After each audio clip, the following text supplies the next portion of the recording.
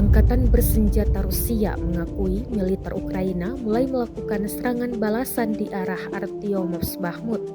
Namun Rusia mengatakan terus berusaha mencegah dan memukul mundur serangan, seperti rekaman yang beredar di Telegram pada Kamis 8 Juni 2023. Dalam keterangan unggahan disebutkan pasukan Rusia memukul mundur serangan musuh di arah Artyomov dengan menghancurkan sejumlah tank dan peralatan tempurnya.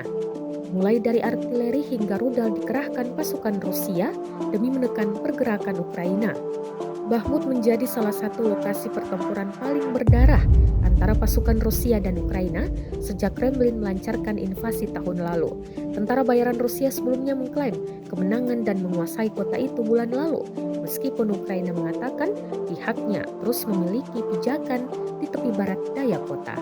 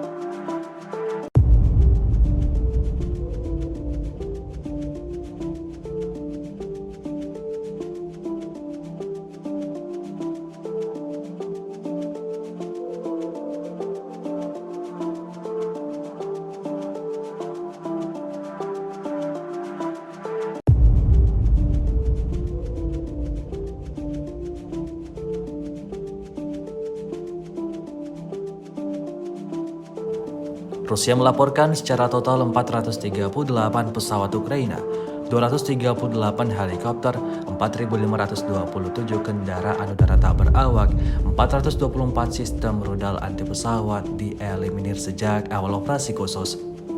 Sementara itu dari kubu Kiev, Kementerian Pertahanan Ukraina melaporkan 730 tentara Rusia dieliminir dalam sehari terakhir. Total 212.760 prajurit Rusia meninggal sejak awal konflik hingga hari ke-470.